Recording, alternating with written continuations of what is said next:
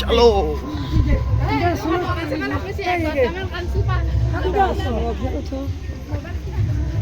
এতিয়া আমাৰ চাপৰিং direct guys আৰু এতিয়া আমাৰ ৰন্ধন গাইজ দীপজ্যোতিৰ মাইকী বুলিও ক'বা পাৰি দীপজ্যোতিৰ মানে মাইকীৰ কথা আছিল আমাৰ এতিয়া ৰন্তুৰ মাইকী নাই তো চাপৰিঙৰ ডাইৰেক্টৰ ভায়েক তো আমি গাইজ ফাৰ্ষ্ট যাম তলত চালো গাইজ এইখান যদি আমি তিনিটাই উঠতে চালো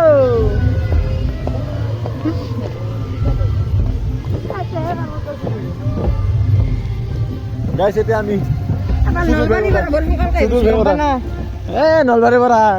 বাইকেৰাৰ লগত বাইকত চিলি জম দুটাৰ লগত বেছি টাইম লগা নাই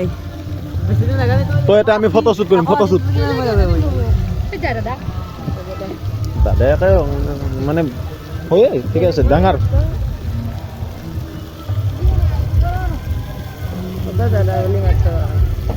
হয় আজি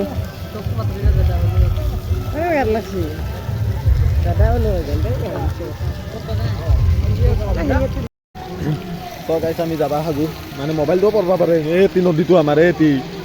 এই পানী যাই আছে তো যাবা সাজু মানে ফটো কটামান শ্বুট কৰিলোঁ আমাৰ বিশেষকৈ মহাৰাজে ফটো শ্বুট কৰে শ্বুট মাৰানি তুই গে তুই দাড়ি আদেল গাজা নাই তো এটা চলো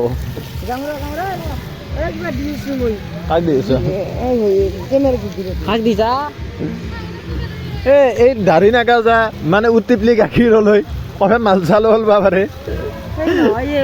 তাহো নেলা দিয়ে গুগল পে রিচার্জ পাসপোর্ট করে ভিতর ব্যাংক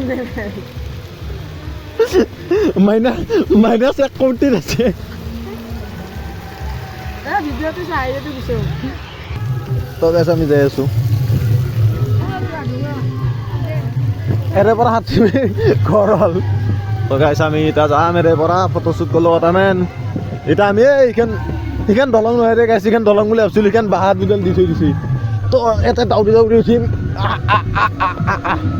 হৈছে এতিয়া আমি ভূত চাব যাম এতিয়া পখিলা আছে পখিলা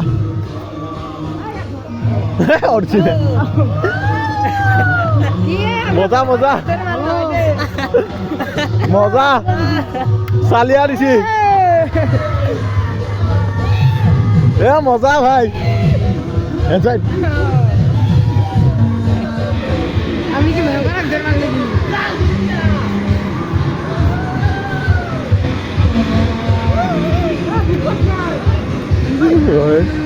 নকবি এইগিলা খাই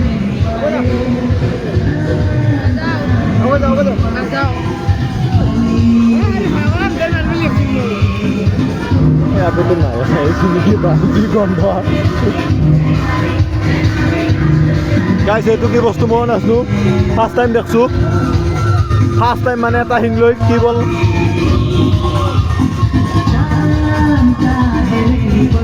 ওম কালী মাকে নম এতিয়া আমাৰ কালী মায়ে ডেন্স কৰি আছে অ ভাই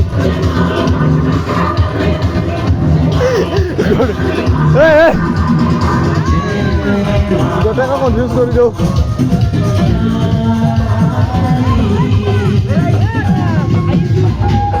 অ কাকা কৰি দিছি দে বাইক